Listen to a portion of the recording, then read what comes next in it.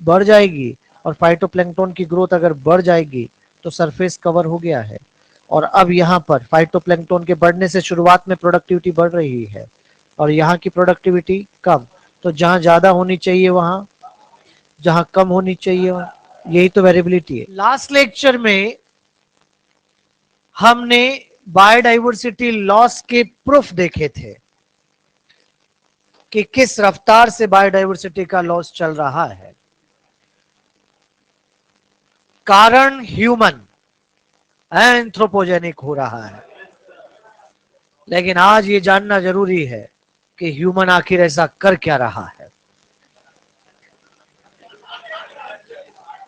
Causes of biodiversity loss बेटा, और biodiversity loss के 4 कारण है, 4। इन्हें एविल क्वार्टेट कहते हैं। एविल मतलब बुराई, क्वार्टेट मतलब 4। 4 बुराइयां हैं, जिसमें पहला आता है हैबिटेट लॉस एंड फ्रेगमेंटेशन। आराम से बेटा, संभालो अपने आप को। यहां दूसरा आता है ओवर एक्सप्लॉइटेशन। तीसरा आ रहा है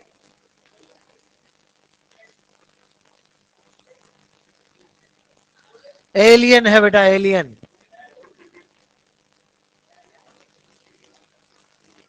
एलियन स्पीसीज इन्वेजर। बहुत गजब, बच्चे बहुत शायरी की प्रवृत्ति में चल रहे हैं। बहुत बढ़िया। हैबिटेट लॉस एंड फ्रेगमेंटेशन, चारों कारण में सबसे बड़ा कारण यही है।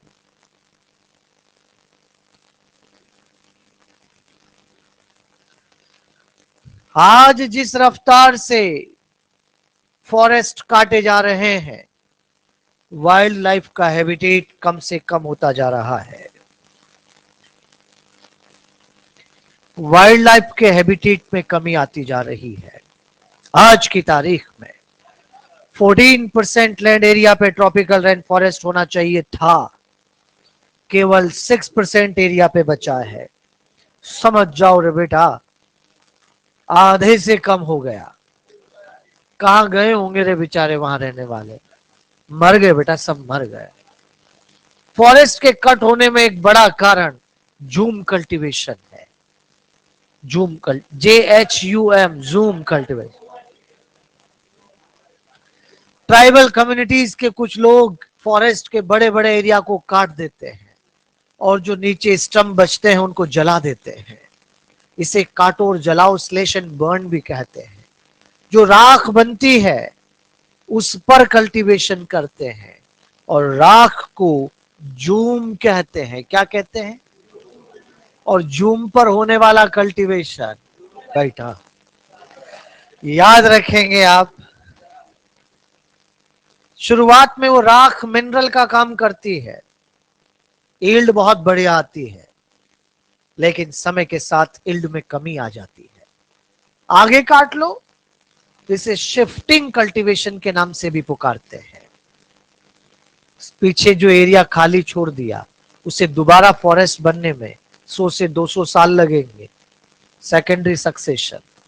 कहां जाएंगे रे बेचारे वहां रहने वाले, सब मर रहे हैं, सब मर रहे हैं। Habitat loss. आज जिस रफ्तार से अर्बनाइजेशन बढ़ रहा है, शहरीकरण, पॉपुलेशन भी लगातार बढ़ती जा रही है, सीवेज बढ़ रहा है, सीवेज अल्टीमेट वाटर बॉडीज में जाके गिर रहा है, वाटर बॉडीज भर रही है। मेरा कहने का मतलब समझो, हैबिटेट लॉस सिर्फ टेरेस्ट्रियल नहीं, एक्वाटिक भी हो रहा है। हाँ बेटा। दूसरा आता है फ्रेगमेंटेशन। ह्यूमन अपनी नीड्स के लिए बड़े बड़े फॉरेस्ट को छोटे छोटे टुकड़ों में काट रहा है। देखो ये रहा एक बड़ा सा फॉरेस्ट, बीच में से एक हाईवे निकाल दिया रे यार, कर दिए ना 2 टुकड़े यार। अरे हाईवे तो निकाला, जो निकाला रेलवे ट्रैक डाल दिया, कर दिए ना 4 टुकड़े। पता लगा ऑयल बहुत है, रिफाइनरी खोल दी। अरे ह्यूमन इन्वॉल्व होता ही जा रहा है रे यार, और जब लगातार इन्वॉल्व होता जाएगा तो वहां रहने वालों की नेचुरल लाइफ कितनी बुरी तरह डिस्टर्ब हो रही है।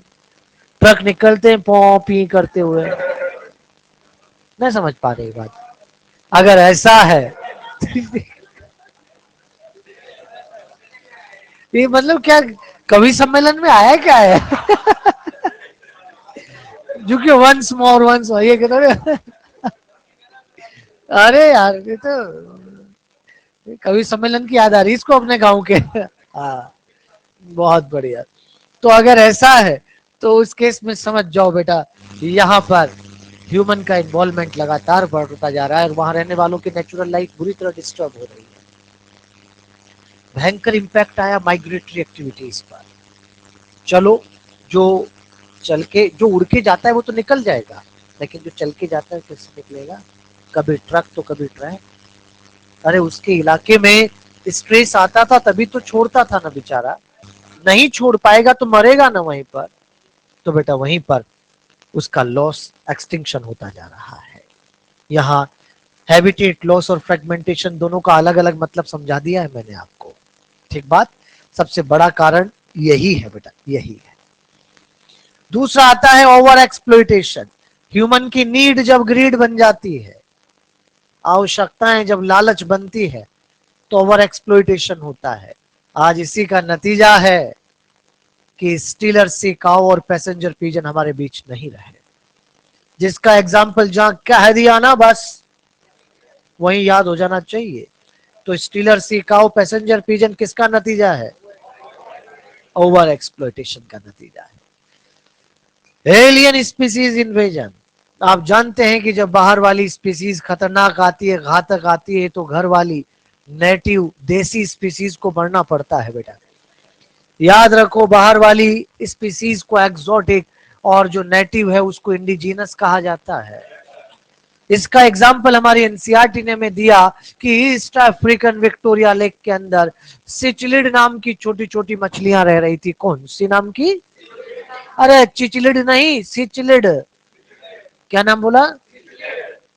उनके नंबर बढ़ रहे थे तो हमने सोचा कि कोई प्रीडेटर लाके छोड़ देते हैं यार, खा पी के कम कर देगा। लेकिन क्या पता था कि प्रीडेटर प्रूडेंट तो तब तक ही होता है जब तक ऑप्शन ज्यादा हो। जिसके पास ऑप्शन ही एक हो तो उसी को निपटाएगा, चाहे बाद में भले खुद भी मर जाए। यही हुआ। नाइल पर्च नाम की बड़ी मछलियां छोड़ी गई जो प्रीडेटर हैं, उन्होंने खाकर सिचलिड को निपटा ही दिया वहां से। समझ जाओ रे बेटा, एलियन ने आकर इंडिजीनस को खत्म कर दिया, जो नेटिव थी उसको खत्म कर दिया बेटा।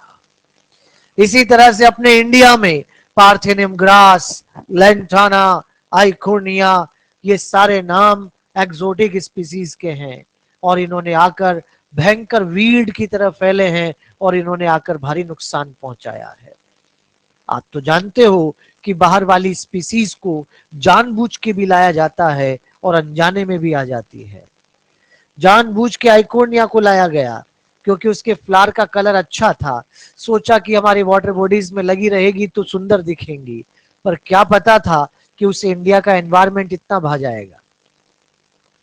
इंडिया में भयंकर ग्रोथ करती है, इतनी ग्रोथ करती है कि खत्म ही कर देती है यार। हमारी वाटर बॉडीज को ब्लॉक कर देती है, ऊपर सरफेस पे फैल जाती है। और जब वो फैलेगी तो वहां उसमें रहने वाले प्लांट उग पाएंगे क्या? प्लांट तो गया और उसको खाने वाला एनिमल भी तो जाएगा ना। इसी तरह से लेंटाना और पार्थियनियम भी टेरेस्ट्रियल एरिया में फैलकर हमारे फ्लोरा और फोना को भारी नुकसान पहुंचा रहे हैं। इसी तरह से अफ्रीकन कैटफिश क्लेरियास गेरीपाइनस, नाम बोलो। क्लेरियास गेरीपाइनस। क्या नाम? क्लेरी गेरी आस के पहले क्या था? क्लेरी CLARI, क्लेरियास गेरीपाइनस। अफ्रीकन कैटफिश इंडिया में इलीगल लाई गई क्योंकि इसकी साइज बड़ी होती है। एक्वाकल्चर में ग्रो करवाएंगे तो पैसे ज्यादा मिलेंगे क्योंकि साइज बड़ी होती है ना यार उसकी। अगर ऐसा है तो उस केस में पैसे ज्यादा मिलेंगे, ऐसा सोचकर उसको लाया गया। लेकिन वो जब साथ में रहेगी तो हमारी इंडियन कैटफिश और वो दोनों साथ में रहे, दोनों ने मिलकर खाया। और जब दोनों ने मिलके खाया तो उस केस में बेटा खाना कम पड़ा, रिसोर्स कम पड़े, गॉस कॉम्पिटिटिव एक्सक्लूजन आ गया। सुपीरियर की प्रेजेंस में इंफीरियर या तो हट जाए या मर जाए, हुआ ना नुकसान बेटा। तो एग्जाम्पल में रिपीट कर देता हूं। ईस्ट अफ्रीकन विक्टोरिया लेक में नाइल पर्च ने आके सिचलिड को खत्म कर दिया। एनसीईआरटी में सब गिवन है बेटा, चिंता की कोई बात नहीं। अफ्रीकन कैटफिश क्लेरियास गेरिपाइनस ने इंडियन कैटफिश को नुकसान पहुंचाया। आइकोर्निया पार्थेनियम और लेंटाना भारी वीड है, इसमें एक्वेटिक आइकोर्निया और बाकी दोनों टेरेस्ट्रियल है। चलिए जी आगे बढ़ते हैं। को एक्सटिंक्शन, तू नहीं तो मैं नहीं, ये वही होता है, ये वही होता है जहां म्यूचुअलिज्म होता है। प्लांट नहीं तो पॉलिनेटर नहीं, पॉलिनेटर नहीं तो प्लांट। ठीक बात है। अगर ऐसा हो रहा है तो उस केस में समझ जाइए बेटा यहां पर को एक्सटिंक्शन हो रहा है। इसको वहां भी कह सकते हैं जहां पर होस्ट नहीं तो पैरासाइट नहीं। होस्ट स्पेसिफिक होते हैं ना, उल्टा मत बोलना पर कि पैरासाइट नहीं तो होस्ट नहीं, ये नहीं चलेगा। अगर ऐसा है तो उस केस में समझ जाइए बेटा यहां पर को एक्सटिंक्शन मतलब कि होस्ट नहीं तो पैरासाइट नहीं, ये तो चलेगा। बेटा आपने पक्सीनिया को पढ़ा क्या? पक्सीनिया वीट रस्ट करता है, अपनी जिंदगी में दो होस्ट यूज करता है, वीट और बारबेरी।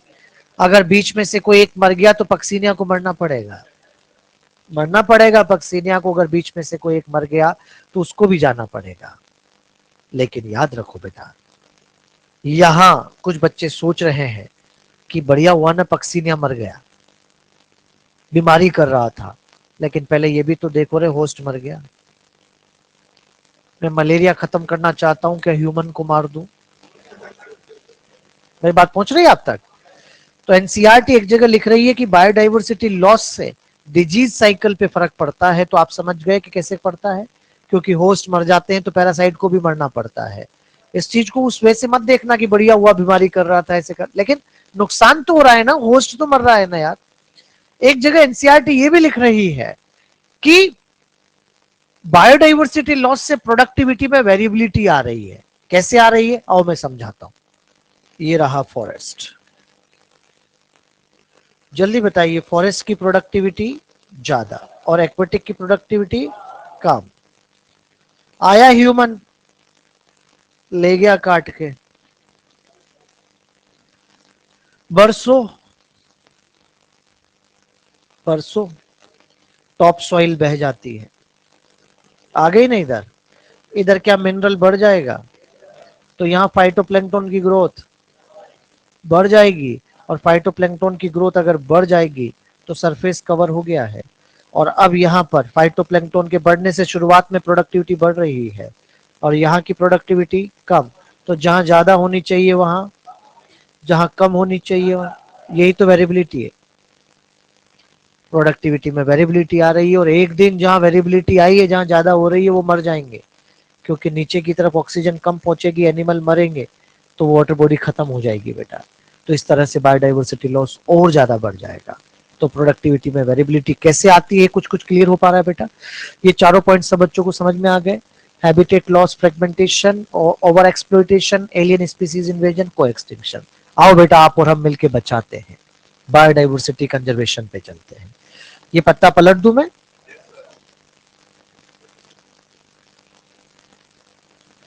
बायोडाइवर्सिटी कंजर्वेशन, बायोडाइवर्सिटी का कंजर्वेशन अगर हम कर रहे हैं तो ये दो तरह का कंजर्वेशन होगा।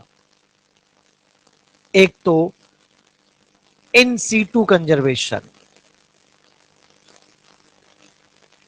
और एक होगा ex situ conservation. In situ मतलब जो जहां है उसको उसी के एरिया में प्रोटेक्शन दे दो, इसे ऑन साइट कंजर्वेशन भी कहते हैं। एक्स सीटू कंजर्वेशन, उसको वहां से हटाकर कुछ सेफ साइट पे ले जाओ, इसे ऑफ साइट कंजर्वेशन के नाम से भी पुकारते हैं। In situ, ex situ, on site, off site conservation.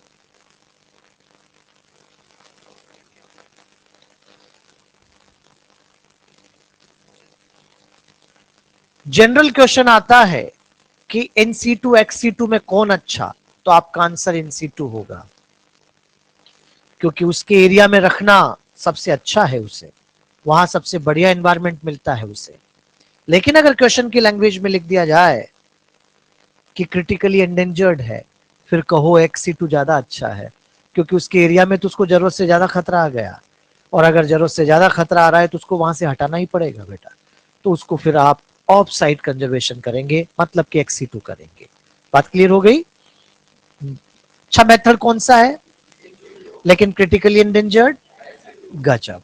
आ जाइए, अब एक एक करके इन पर हम चर्चा कर लेते हैं। सबसे पहले हम इन सीटू कंजर्वेशन की बातें करते हैं, और इन सीटू कंजर्वेशन में सबसे पहली मेथड आती है बायोडाइवर्सिटी हॉटस्पॉट।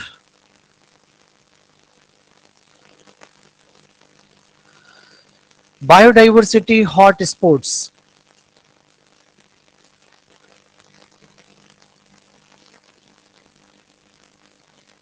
बेटा क्या होते हैं रे बायोडाइवर्सिटी हॉटस्पॉट?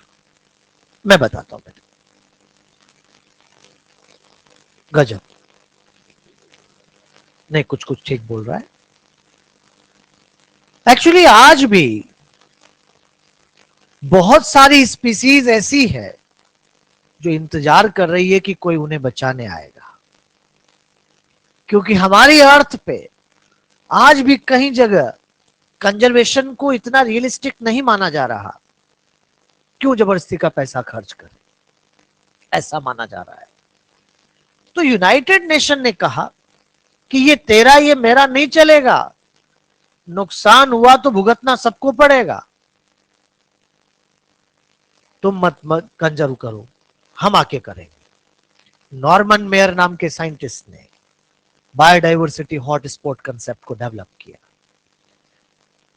बायोडाइवर्सिटी हॉटस्पॉट, पैसे नहीं उठाते हाथ से बेटा, याद रखो यहां पर हमने हमारी अर्थ पे ऐसे एरिया को लेबल किया, मार्क किया, जिसमें 3 क्वालिटी होनी चाहिए। हर एक एरिया में कितनी क्वालिटी? 3 बातें होनी चाहिए। पहली बात, बायोडाइवर्सिटी ज्यादा, क्या कहा? एंडेमिक स्पीसीज ज्यादा, क्या कहा? और हैबिटेट लॉस भी ज्यादा। ह्यूमन की आदत है जहां ज्यादा मिलता है वहां ज्यादा नुकसान करता है। ठीक बात। 3 बातें सोच, दोबारा बोलो, क्या क्या बोला? एंडेमिक, हैबिटेट लॉस, ऐसे एरिया जहां पर एंडेमिक पता है किसे कहते हैं? जो वहीं रहती है, अगर वहां से गई ना तो दुनिया से चली जाएगी। ऐसे एरिया को सेलेक्ट करो, लेबल करो, मार्क करो, जिसमें 3 क्वालिटी होनी चाहिए, बायोडाइवर्सिटी ज्यादा, एंडेमिक स्पीसीज ज्यादा, हैबिटेट लॉस ज्यादा। और उस एरिया को सेलेक्ट करके मार्क करके किस नाम से पुकारा? बात समझ आ रही बेटा? तो ऐसे एरिया को बायोडाइवर्सिटी हॉटस्पॉट कहते हैं जिसके पास 3 क्वालिटी होती है। अरे पहली quality, high level of species richness.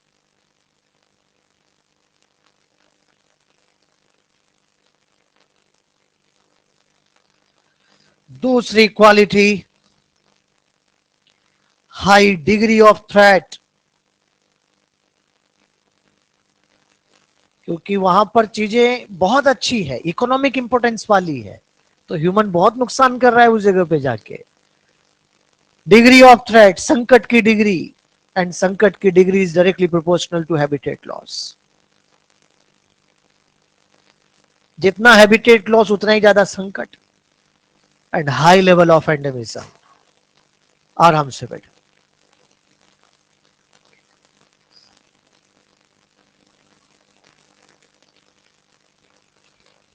जिस एरिया में ये 3 क्वालिटी उसको सेलेक्ट कर लो, उसे बायोडाइवर्सिटी हॉटस्पॉट के नाम से पुकारा जाएगा। अरे कह दो बेटा, कह दो, ये एक प्रकार के मेगा डाइवर्सिटी जोन है। मेगा डाइवर्सिटी जोन है बेटा।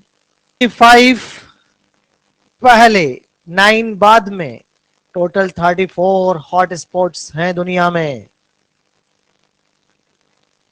25 टेरेस्ट्रियल और 9 एक्वेटिक हैं, जिनका टोटल एरिया अगर आप देखें 34 का, एरिया लेस देन 2% है बेटा पूरी अर्थ एरिया का। सच में कहूं तो 1.4% बेटा। अगर हमने high level of species richness को प्रोटेक्शन दिया, कम एरिया के प्रोटेक्शन से ज्यादा स्पीसीज को बचाया, नहीं पहुंचा क्या? दोबारा बोलूं, फिर सुनो।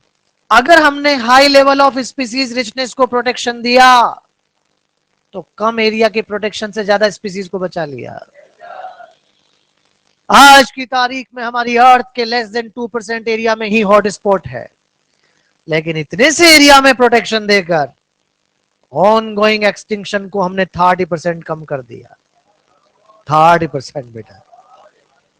हमारे इंडिया में भी 3 हॉट स्पॉट हैं।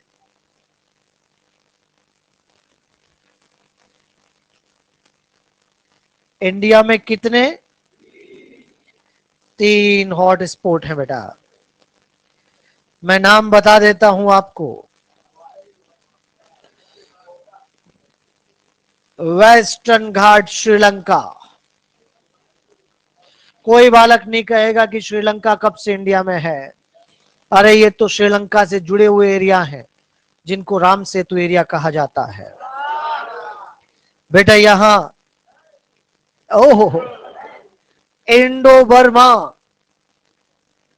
बर्मा, बर्मा वही है जिसे क्या अब क्या किस नाम से पुकार? हाँ हाँ बिल्कुल बेटा, म्यांमार, बहुत बढ़िया। यहां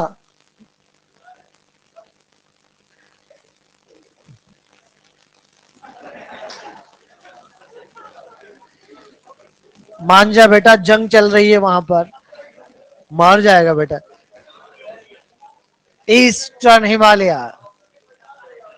ईस्ट,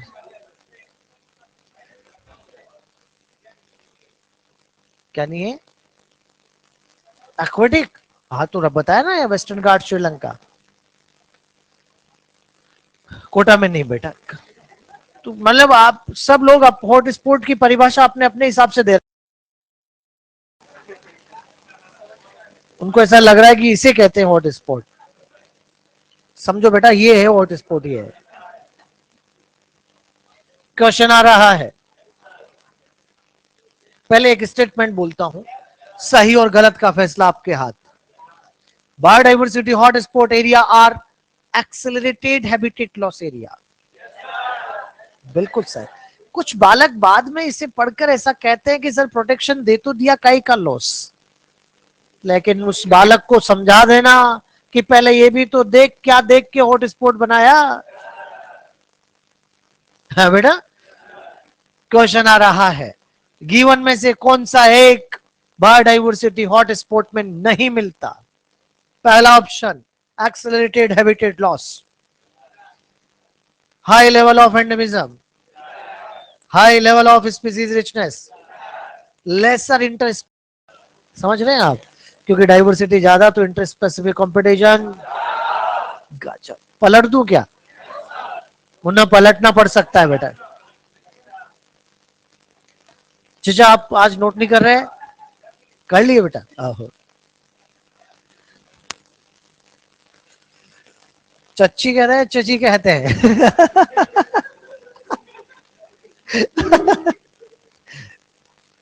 अरे वाह यार, बहुत बढ़िया है।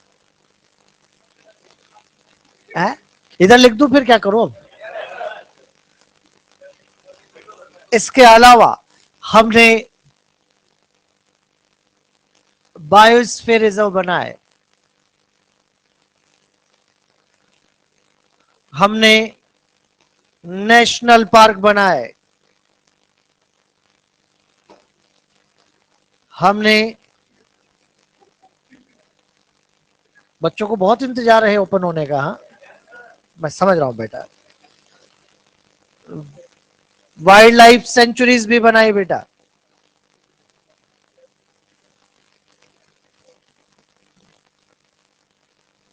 क्या पूछ रहा है? सिटी पार्क ऑक्सीजोन को कहते हैं। Biosphere reserve, biosphere reserve, national park, wild life sanctuary में क्या डिफरेंस है रे? आराम से।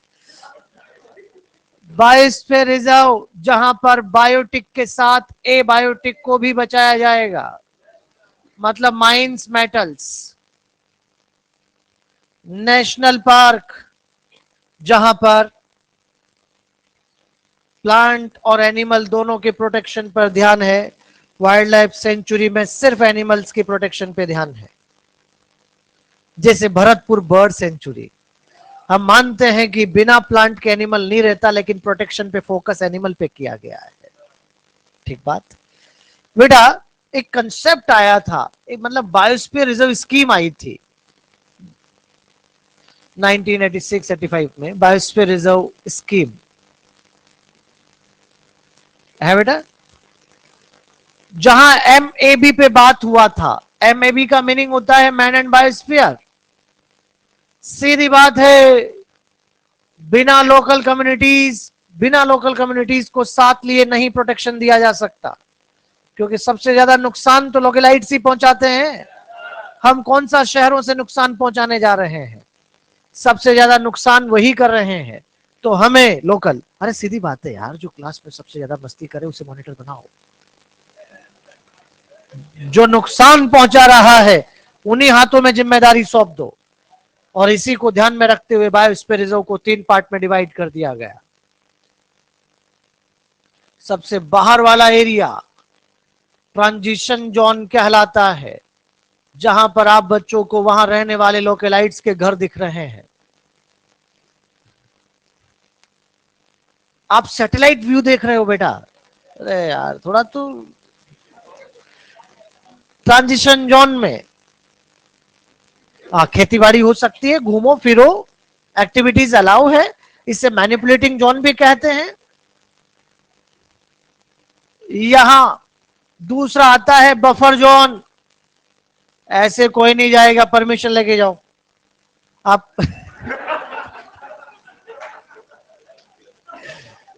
आपका कैटल चला गया ना, जाओ परमिशन लेके ले आओ।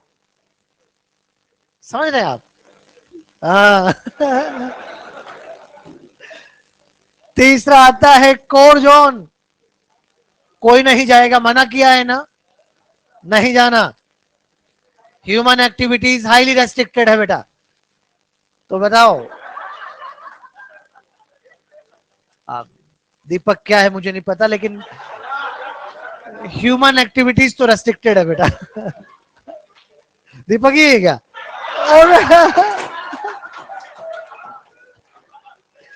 ओहो हो।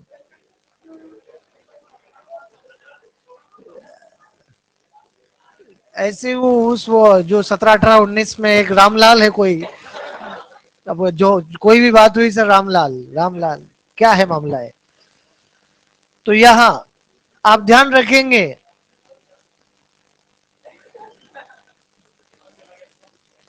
जहां एक्टिविटीज अलाउ है उसे क्या कहते हैं? Transition zone. By permission buffer zone. कोई नहीं जाएगा। बाहर से कोई वीआईपी आया, कहा इंडियन टाइगर देखना है, जाओ बफर जोन में घुमा लाओ। कोर जोन में वो भी नहीं जाएगा। नियम तो यही है। वहां रहने वालों को पूरी नेचुरल लाइफ मिलनी चाहिए, उन्हें पूरा मौका दीजिए ग्रो करने का। हमारे इंडिया में 14 बायोस्फीयर रिजर्व है बेटा, 14।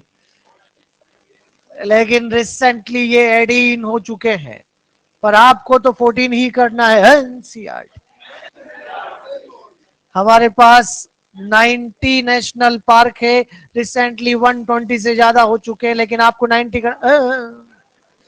हमारे पास 448 वाइल्ड लाइफ सेंचुरी है, रिसेंटली 400 से ज्यादा हो चुकी है, लेकिन आप समझ पा रहे हैं क्या बेटा? ये जितनी भी बातें हो रही है ना इंडिया की, है इंडिया की, बताइए हॉट स्पॉट कितने हैं? इंडिया में 3 है। 34 टोटल है, लेकिन इंडिया में 3 है। ध्यान रखेंगे आप? इसके अलावा सेक्रेट ग्रुप भी तो बनाए गए हैं ना बेटा। क्या होते हैं सेक्रेट ग्रुप? पवित्र उपवन कहते हैं। ये ऐसे एरिया है जहां से लोगों के कुछ इमोशन जुड़े हुए हैं। जैसे मैं पहली बात सब बच्चों को क्लियर कर देता हूं कि आपको पर्सनल इमोशन नहीं, कम्युनिटी इमोशन की बात करनी है। समझ पा रहे हैं?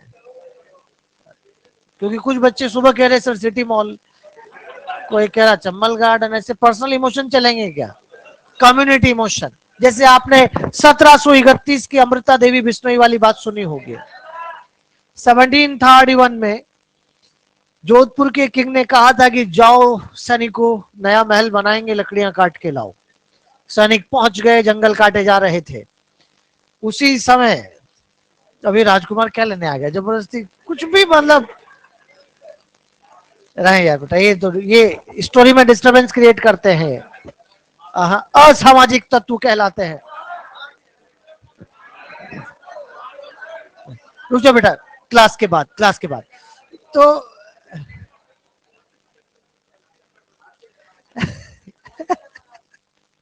इसको एक्सटिंक्ट कर दो, लो बताओ। कुछ भी मतलब जो मन में आया सब। चलो बेटा देखो इधर, तो जंगल काटे जा रहे थे। उस जमाने में आसपास के विलेज में रहने वालों का रोजगार का साधन फॉरेस्ट के प्रोडक्ट हुआ करते थे। वहीं से फ्रूट्स गम लाते थे, मार्केट में बेच के काम चलाते थे। जब फॉरेस्ट ही कट हो जाएंगे तो कहां जाएंगे रे बेचारे। यही सोचकर पास के विलेज में रहने वाले एक बहुत ब्रेव लेडी, जिनका नाम अमृता देवी बिश्नोई, अपनी 3 डॉटर्स, हंड्रेड्स ऑफ विलेजर्स के साथ वहां पहुंचती है। मना करती है कि मत काटो, वरना हम क्या करेंगे, कैसे होगा। तो वो लोग नहीं माने, तो सबने ट्रीज को हग कर लिया बेटा।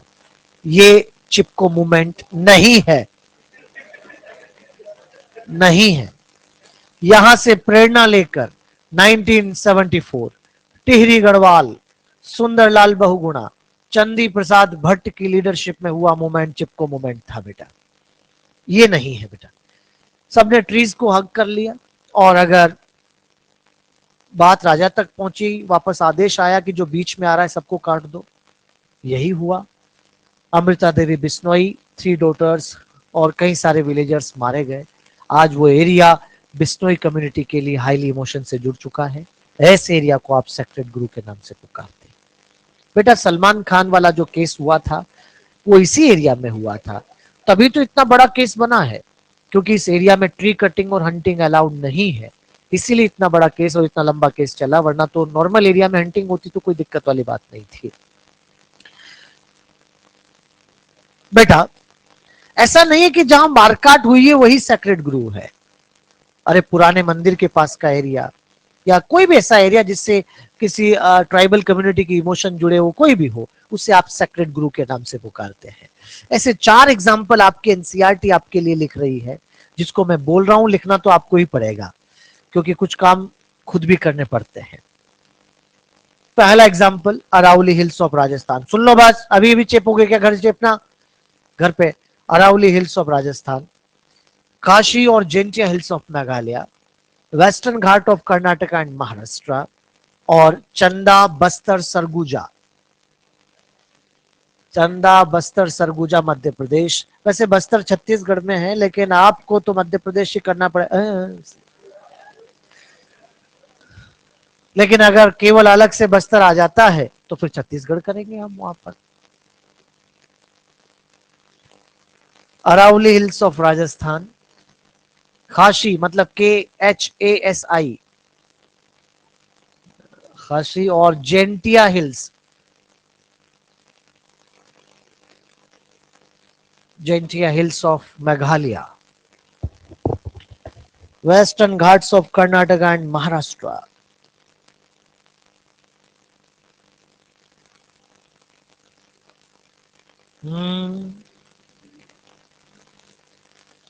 बालक घातक हो रहा है आजकल। चंदा बस्तर सरगुजा मध्य प्रदेश।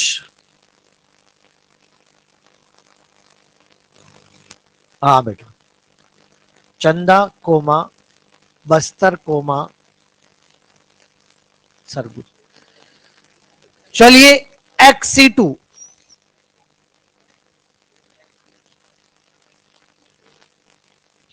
इन सीटू के बाद एक्स सीटू आ रहे हैं।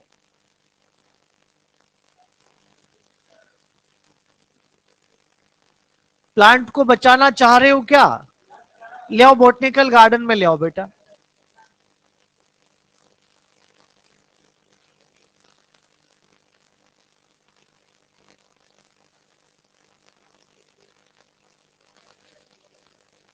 एनिमल को बचाना चाहते हो, जाओ जूलॉजिकल पार्क में ले आओ।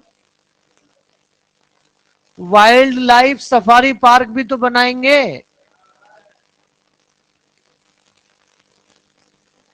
सफारी पार्क वो होते हैं जहां सफारी ट्रैक्स बनाए जाते हैं, खुली जीप में बैठकर आप आनंद ले सकते हो वाइल्ड लाइफ का। अरे क्रायो प्रिजर्वेशन जानते हो क्या? -196 degree centigrade temperature liquid nitrogen की प्रेजेंस में गैमेट्स को प्रिजर्व करना। गैमेट्स को भी करोगे आप जब एनिमल हस्बेंड्री पढ़ोगे ना, वहां पर बेटा। साथ के साथ टिश्यू कल्चर और सीड बैंक।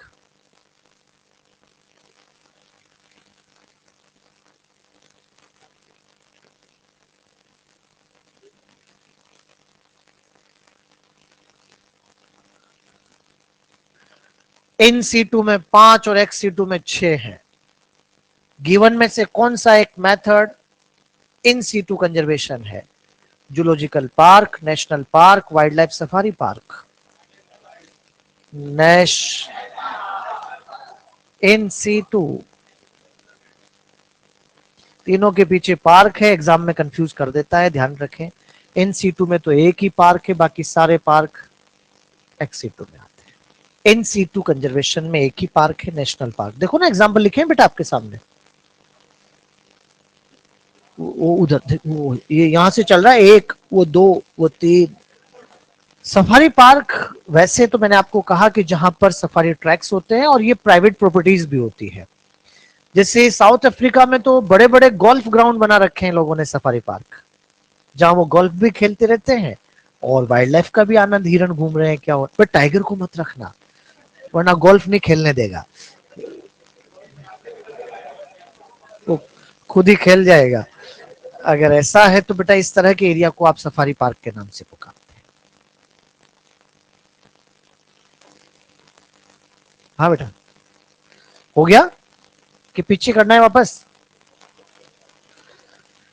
इसके अलावा इंडिया में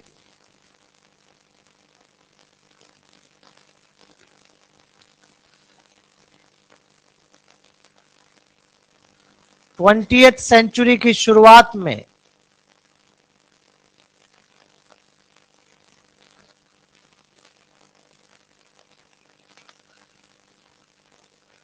हमारे इंडिया का 30% लैंड एरिया फॉरेस्ट कवर था।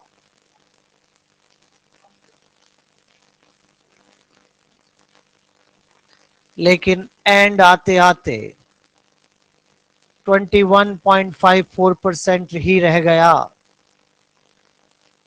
एनसीईआरटी पता नंबर 284।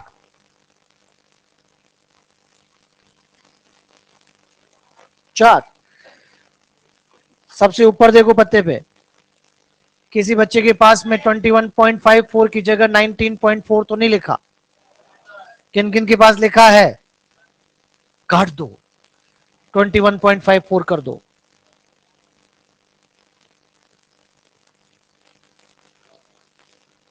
दो आठ चार बेटा,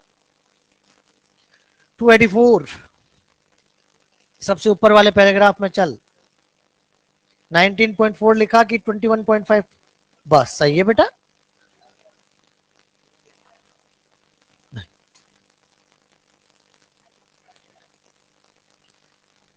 यहां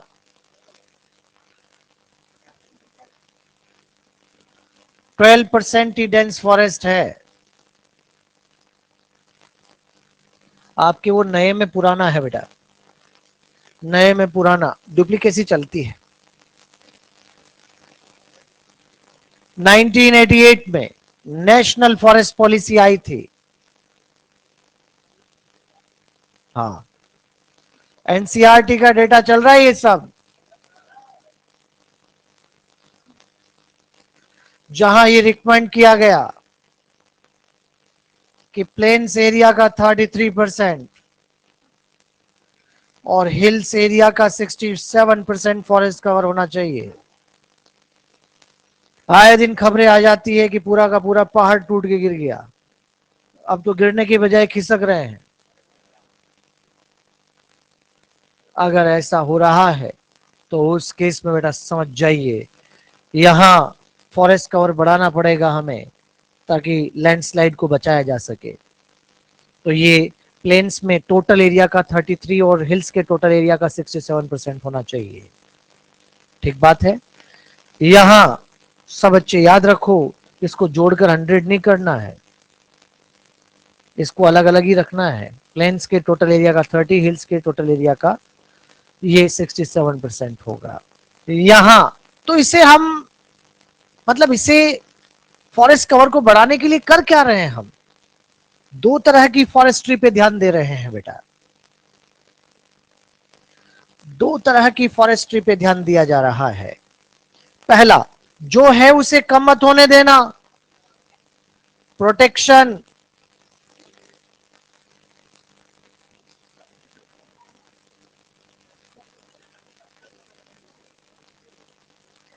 या कंजर्वेशन फॉरेस्ट्री के नाम से पुकारते हैं। अभी अभी आपने बायोस्फीयर रिजर्व बनाया ना, नेशनल पार्क बनाया ना, वाइल्ड लाइफ सेंचुरी बनाई ना, जो था उसको बचाया ना। बीआर बोले तो एनपी, डब्ल्यूएलएस, समझ पा रहे हैं क्या आप? जो था उसको बचाया। बताओ यार, biosphere reserve, national park natural ecosystem है कि आर्टिफिशियल? अरे नेचुरल है रे यार। हमने क्या किया? सिर्फ वहां जाके बाउंड्री तो खींची है, बाकी तो सब अपने आप ही उग रहे हैं यार। हमने क्या कर लिया वहां? ह्यूमन द्वारा बनाया गया इकोसिस्टम आर्टिफिशियल होता है, वो हमने नहीं बनाया, वो तो बना हुआ था पहले से। हमने तो जाके बस एक बाउंड्री खींच दी कि अंदर मत आना भाई कोई। कुछ नया लगाओ रे यार, उसको प्रोडक्शन, और नया लगाना ही है तो ऐसा लगाना जिससे फायदा भी हो। कमर्शियल फॉरेस्ट्री कहते हैं। जैसे आपके गांव के किनारे कोई खाली पड़ी जमीन है क्या?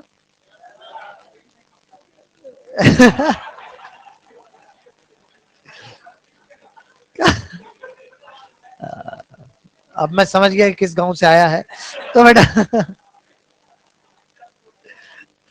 तो गांव के किनारे खाली पड़ी जमीन, रोड के किनारे जो वेस्ट लैंड पड़ी हुई है, उस पर इकोनॉमिक इंपोर्टेंस के प्लांट लगाओ रे, उसे सोशल फॉरेस्ट्री कहते हैं। यहां एक काम करो, फार्मर से जाके मिलना है आपको। आप खुद ही हो? अच्छा, उन्हें समझाओ कि आपके पास इतना बड़ा खेत है, अरे कुछ कुछ एरिया में बागवानी कर लो रे, मतलब हॉर्टिकल्चर। आपकी पसंद के फ्रूट्स लगाइए, आप मैंगो लगाइए, अमरूद लगाइए।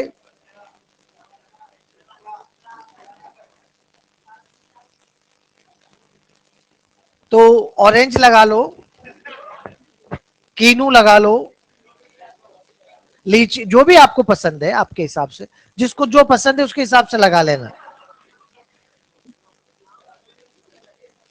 कोई बात नहीं बेटा, थोड़ा समय लगेगा, बाद में बढ़िया बेनिफिट होगा। अब यार रिस्क तो हर बात में होता है बेटा यार, तो मतलब चाहता क्या है? गेहूं लगाएगा बस? अच्छा, उसमें ज्यादा फायदा है? नहीं नहीं, फायदा तो हॉर्टिकल्चर में बहुत है बेटा। अमरूद, अमरूद के जो होते हैं ना, हमें इस तरफ जो अमरूद की होती है उसमें 2-2.5 साल का हाँ टाइम लगता है, लेकिन जब एक बार तैयार हो जाता है पेड़, तो उसके बाद में बहुत बढ़िया बेनिफिट आता है। और अमरूद से मतलब इतनी ज्यादा कोई बीमारियां भी नहीं होती उस पर फालतू, अच्छा बाग हो जाता है तैयार। तो है, पक जाते क्यों नहीं पकते? एक नहीं तो उस लेवल की आपकी प्लानिंग होनी चाहिए ना, थोड़ा सा लेटेस्ट में आ जाइए। प्लानिंग जब आपको खेत में अमरूद डेवलप हो रहा है ना, उसी टाइम पे कॉन्टेक्ट बनाइए, कहाँ कहाँ जाना है। आदमी रखो उसके लिए, हायर करो यार, पैसे बांटो यार, ऐसे थोड़ी होता है बेटा, तभी तो कमा पाओगे ना। तो हाँ,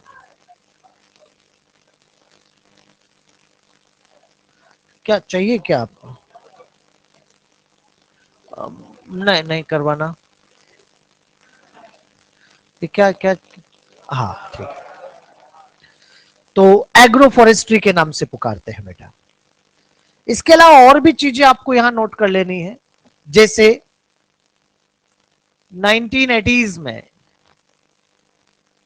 जेएफएम आया था। जेएफएम मतलब जॉइंट फॉरेस्ट मैनेजमेंट।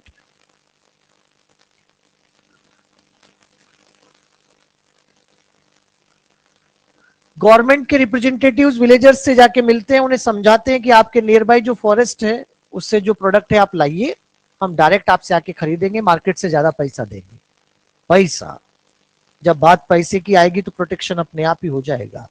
उसी को कहते बेटा, गवर्नमेंट और विलेजर्स के बीच का जो जॉइंट मैनेजमेंट है उसको कहते हैं joint forest management. 1972 wild life protection act. 19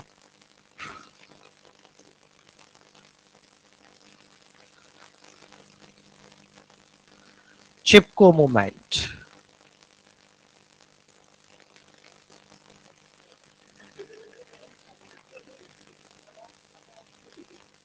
चुप हो जाओ।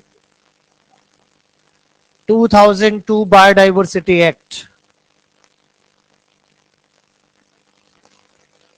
और साथ में लिख लीजिए silent valley.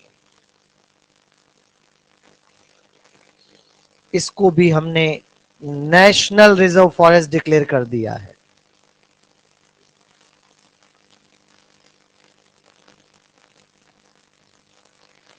National reserve forest.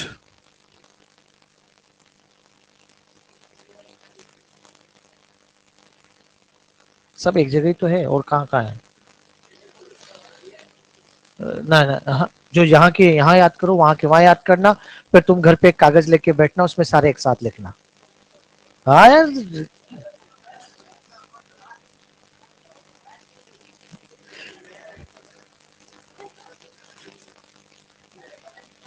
है बेटा।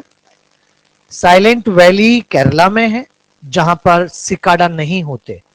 झिंगुर लिखाया था मैंने पहले यार, झिंगुर।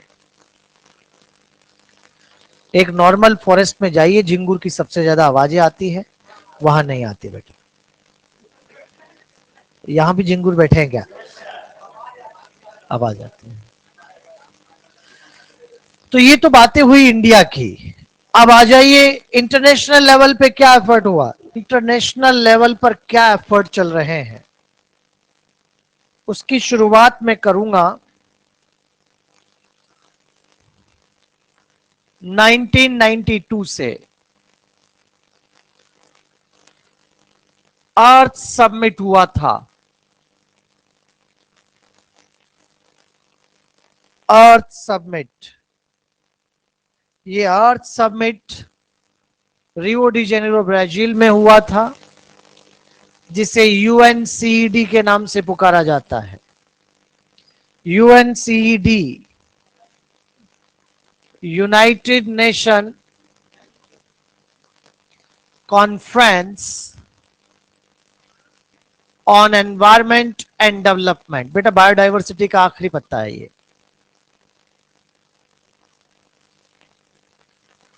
यहां हमारे इंडिया से पीवी नरसिम्हा राव भी पहुंचे, क्योंकि उस टाइम के प्राइम मिनिस्टर वही थे, और वहां जाकर इस बात पर चिंता जताई कि बहुत पॉल्यूशन हो रहा है, बायोडाइवर्सिटी का लॉस हो रहा है।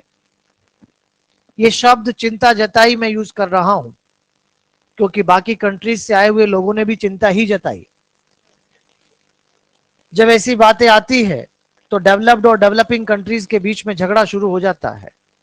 झगड़ा इस बात का कि डेवलप्ड कंट्रीज नुकसान पे नुकसान कर रही है, पॉल्यूशन पे पॉल्यूशन फैला रही है और डेवलपिंग कंट्रीज को सप्रेस कर रही है, नहीं चलेगा।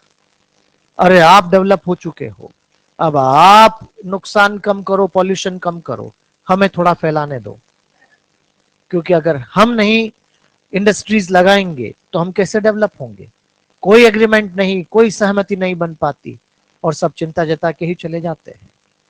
लेकिन यूनाइटेड नेशन को चिंता बनी हुई है और इसी को लेकर ठीक 10 साल 2002, बीच में ही बहुत कुछ हुआ था और पॉल्यूशन में बताऊंगा मैं आपको। 2002 में दोबारा बुलाया जा रहा है साउथ अफ्रीका जोहान्सबर्ग में, जिसे वर्ल्ड समिट के नाम से पुकारते हैं।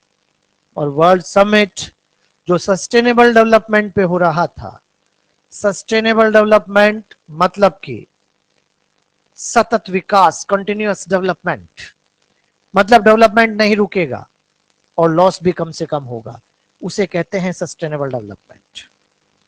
बेटा यहां पर यह निर्धारित किया गया कि आने वाले 2010 तक बायोडाइवर्सिटी के लॉस में कमी लेके आएंगे, कुछ कदम उठाएंगे। क्या किया गया आपको कोई लेना देना नहीं, आप तो ये कहो कि पहला टारगेट 2010 था, इसलिए 2010 को बायोडाइवर्सिटी ईयर के नाम से पुकारा जाता है। कौन सा ईयर? बायोडाइवर्सिटी ईयर कहा जाता है 2010। ठीक बात है। यहां पर दो बड़ी बड़ी ऑर्गेनाइजेशन भी आज बायोडाइवर्सिटी को बचाने में लगी हुई है। IUCN गवर्नमेंट ऑर्गेनाइजेशन है, international union for conservation of nature and natural resources, और WWF world wild life fund, ये एक NGO नॉन गवर्नमेंट ऑर्गेनाइजेशन है। अगर कनाडा में बनाया गया था और अब तो वर्ल्ड वाइड फैला हुआ है। अगर आप कभी डिस्कवरी या नेशनल ज्योग्राफिक चैनल देखते हैं तो वहां पर कुछ लोग ऐसे दिखते हैं जिनकी टी शर्ट पे WWF लिखा रहता है, वो इस NGO के मेंबर है, कोई रेसलर्स नहीं है जो बायोडाइवर्सिटी को बचाने में पार्टिसिपेट कर रहे हैं। ठीक बात। तो ये NCERT के जो बायोडाइवर्सिटी वाला पार्ट है उसका आखिरी पैरा था और अब NCERT के पहले 2 पेज भी बचते हैं, उनकी भी चर्चा बनती है आपसे। तो चलो चलते हैं, पहले 2 पत्ते भी आज कर ही लेते हैं यार, आज मामला हो जाए हो जाए।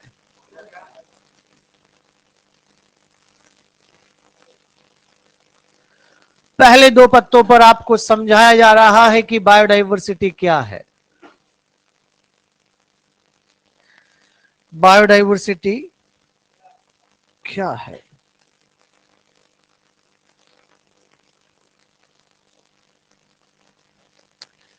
एडवर्ड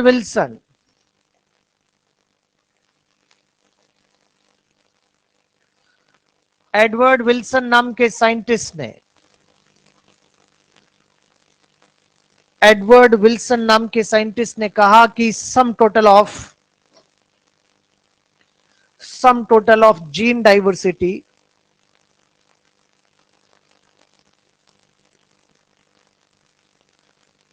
स्पीसीज डाइवर्सिटी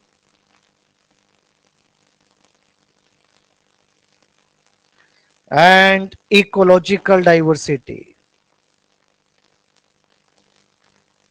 या कह दीजिए इकोसिस्टम डाइवर्सिटी, कहलाता है बायोडाइवर्सिटी। जीन डाइवर्सिटी का मीनिंग है कि जब एक स्पीसीज के अंदर डिफरेंट टाइप ऑफ जीन होते हैं उसे जीन डाइवर्सिटी के नाम से पुकारते हैं। आप बच्चे कहेंगे कि सर एक स्पीसीज का जेनेटिक कॉन्स्टिट्यूशन तो एक जैसा ही होता है, फिर डिफरेंट टाइप ऑफ जीन का क्या मतलब है? अरे बेटा, मैं जीन के चेंज की नहीं, एलील के चेंज की बात कर रहा हूं।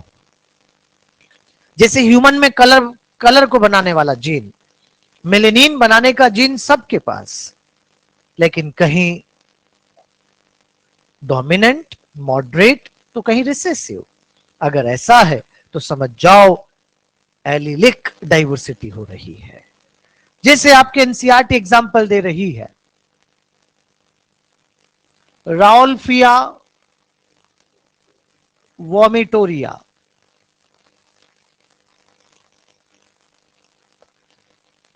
हिमालय की अलग अलग हाइट पे मिलता है और इससे एक केमिकल मिलता है जिसका नाम रेसरपाइन है।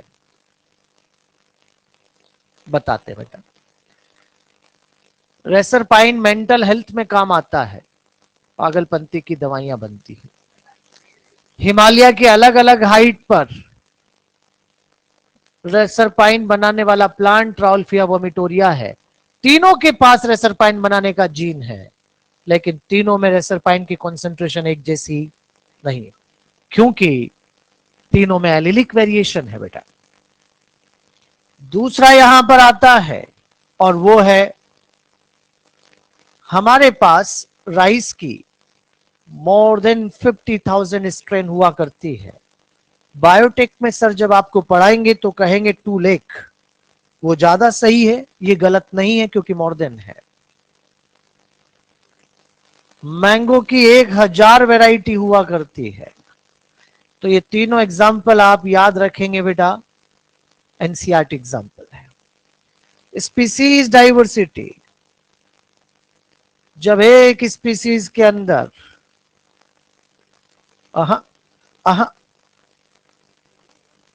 जब एक कम्युनिटी के अंदर डिफरेंट टाइप ऑफ स्पीसीज होती है,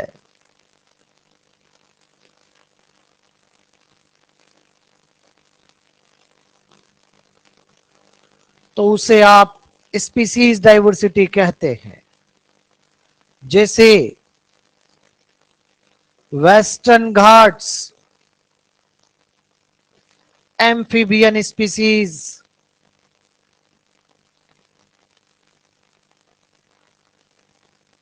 ज्यादा होती है ईस्टर्न घाट्स के कंपैरिजन में, क्योंकि वेस्टर्न घाट ट्रॉपिकल एरिया है। जब एक लैंडस्केप में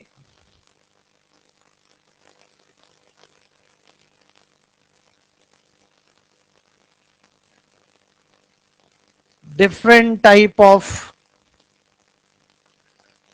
इकोसिस्टम होते हैं, तो उसे आप इकोलॉजिकल या इकोसिस्टम डाइवर्सिटी कहते हो।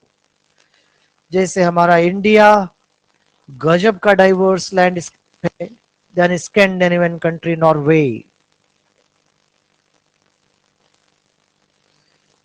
एक लैंडस्केप क्या होता है? लैंडस्केप अलग अलग इकोसिस्टम का ग्रुप। तो एक लैंडस्केप में कितने इकोसिस्टम है उसकी ज्यादा डाइवर्सिटी है। नॉर्वे में क्या बर्फ ही बर्फ पड़ी है, हमारे पास क्या नहीं है? यहाँ rain forest, deciduous, conifer, snow, desert, wetland क्या नहीं है हमारे पास? स्कैंडिनेवियन एक शब्द मिलेगा आपको एनसीईआरटी में, स्कैंडिनेवियन, ये नॉर्थ यूरोपियन कंट्रीज के लिए यूज किया जाता है। फिनलैंड, डेनमार्क, नॉर्वे, ये कल्चर की बेसिस पर है, ज्यादा दिमाग मत लगाओ इसमें। एक बात और मन में आती है, सर यहीं से क्यों कंपेयर किया? तो इस पे दिमाग मत लगाओ, कह दो कि वहां से हम ज्यादा इसलिए कंपेयर किए। वहां क्या है? कुछ भी तो नहीं है। हमारे पास क्या नहीं है?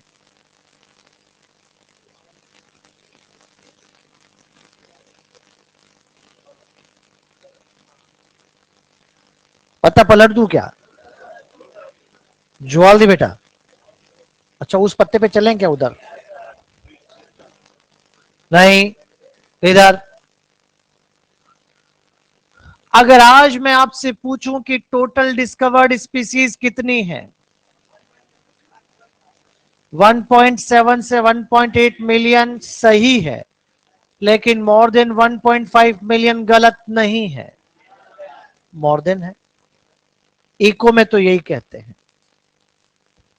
इतनी डिस्कवर्ड है, अब लिखना बंद करना पड़ेगा थोड़ी देर।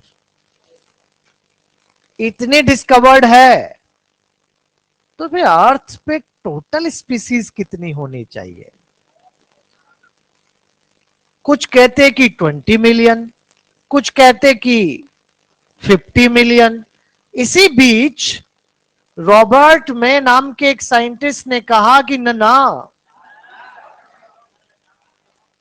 इतना नहीं है, टोटल स्पीसीज तो 7 मिलियन है।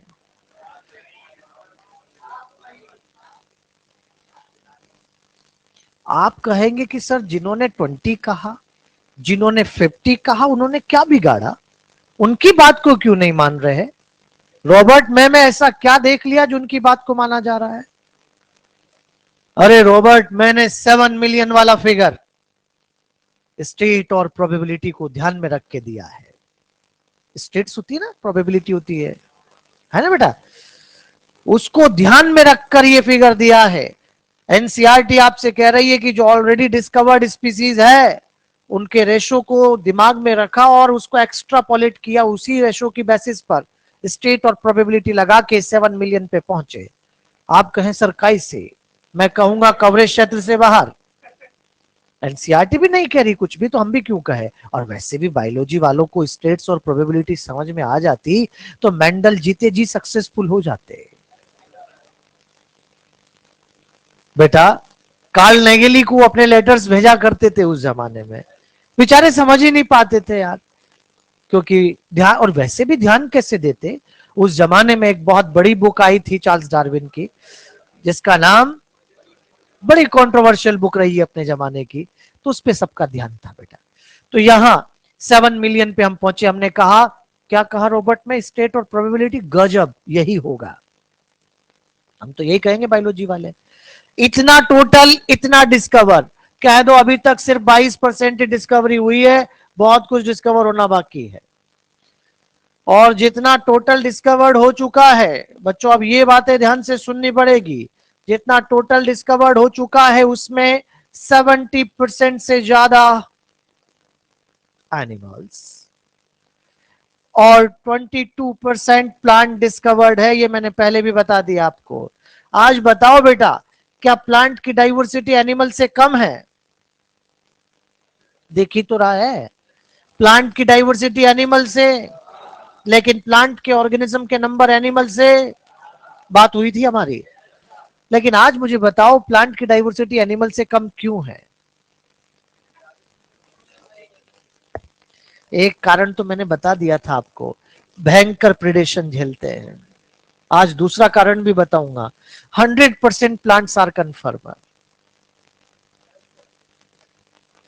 अरे अरे, जितने टोटल एनिमल है उसका 70% इंसेक्ट से बेटा। अरे हर 10 एनिमल में से 7,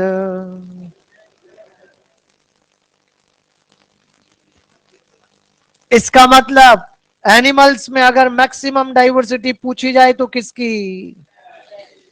प्लांट्स में अगर मैक्सिमम पूछी जाए तो किसकी? एंजियोस्पर्म।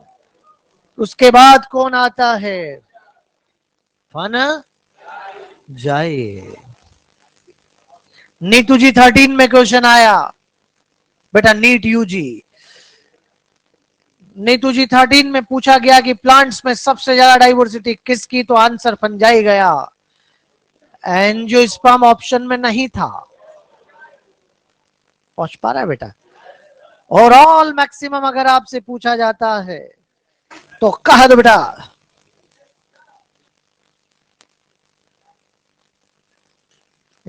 लेकिन इनमें अभी प्रोकैरियोट्स नहीं आए हैं। क्यों नहीं आए? क्योंकि प्रोकैरियोट्स में ट्रेडिशनल क्लासिफिकेशन मेथड से क्लासिफिकेशन नहीं होता। क्यों नहीं होता? क्योंकि बहुत सारे प्रोकैरियोट्स ऐसे हैं जिनको की कल्चर ही नहीं करवा सकते लैब में। माइकोबैक्टीरियम लेप्री, क्या नाम बोला? ये लेप्रोसी का बैक्टीरिया है, इसको लैब में कल्चर नहीं करवाया जा सकता क्योंकि ऑब्लिगेट पैरासाइट। कौन सा पैरासाइट? ऑब्लिगेट पैरासाइट वो होते हैं जो केवल लिविंग के अंदर ही ग्रो करते हैं, बाहर नहीं करते बेटा। अगर ऐसा है तो इसको लैब में ही ग्रो नहीं करवा सकते, सिर्फ लिविंग के अंदर ही कर सकता है। ग्रो ही नहीं करेगा तो उसकी मॉर्फोलॉजी कैसे स्टडी करोगे यार? क्या बेटा कभी मैंने आपसे ऐसा कहा था कि हर बात का बैक्टीरिया अलग है? मैंने कहा था ना आपसे, ह्यूमिफिकेशन का अलग, मिनरलाइजेशन का अलग, फास्फोरस का अलग, सल्फर का अलग, नाइट्रोजन का अलग, बीमारी करने वाला अलग, दही बनाने वाला अलग। समझ जाओ बेटा, अगर आज हम माइक्रोब्स में मिलने वाले केमिकल उनके जीन की बेसिस पर उनको क्लासिफाई करने लग गए तो अकेले की डाइवर्सिटी मिलियंस में चली जाएगी, अकेले की डाइवर्सिटी। एनसीईआरटी पता नंबर 260। मैं भी पहुंच ही जाता हूं यार। 26।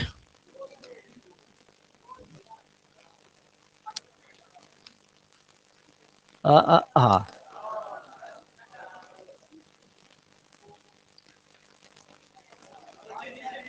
तुम चिंता मत करो बेटा, आराम से।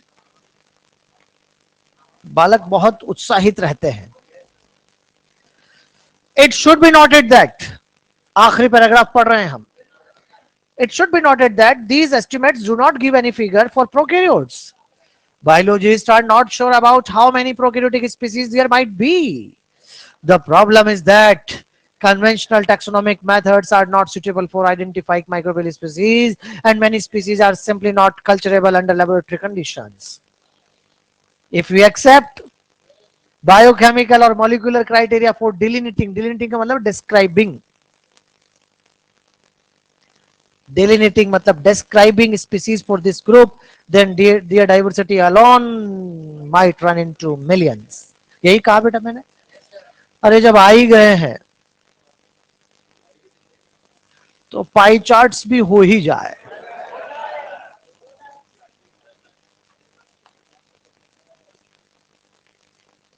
आज ही होगा बेटा।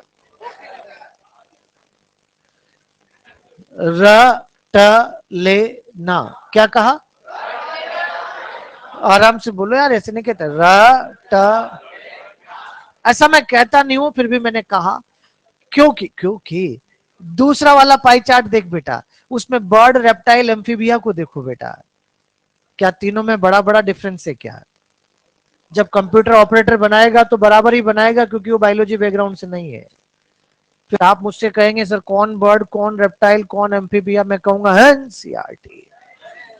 तो जो लिख रहा है उसको ऐसे ही याद कर लो ना यार, ऐसे ही तो आते हैं। आज एक काम कर लेते हैं, चलो 1 2 3 4 मैं बोलता हूं, ये डिसेंडिंग ऑर्डर में होगा। 1 सबसे बड़ा ग्रुप होगा, 2 उससे छोटा, 3 उससे छोटा होगा। आ जाओ तो फिर पहले पाई चार्ट में आ जाते हैं। पहले पाई चार्ट में आ जाओ। तुम हल्का सा नीचे रहो, ऊपर क्यों क्यों आखिर क्यों जा रहे हो? हाँ चलिए, पहले पाई चार्ट में 1 किसके लिए लिखूं? 1। अच्छा 2 3 नहीं पहुंचा क्या? इसको ऐसे लिखा हुआ मिल सकता है एग्जाम में, जैसे मैं कहूं यहां पर, इधर देखो, इंसेक्ट, अदर एनिमल ग्रुप, नहीं समझे क्या? जे रहे मोलस्क, जे रहे, ऐसे ऐसे आ सकता है। तो फिर अलग अलग करके सीक्वेंस लिखेंगे 4 ऑप्शन में।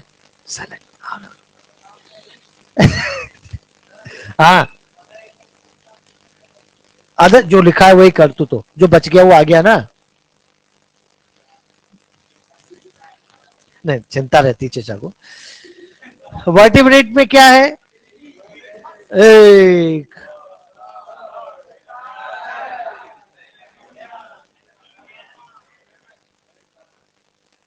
हम तो यही कहेंगे इकोलॉजी में कोई कुछ भी कहा है।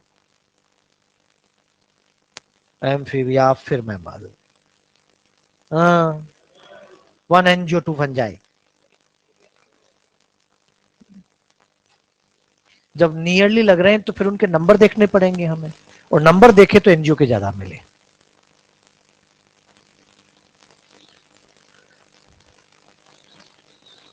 अगले एपिसोड में सब बच्चों के पास मॉड्यूल होना चाहिए, क्योंकि कुछ बातें मॉड्यूल से डिस्कस होंगी। जाओ, अपने अपने घर जाओ।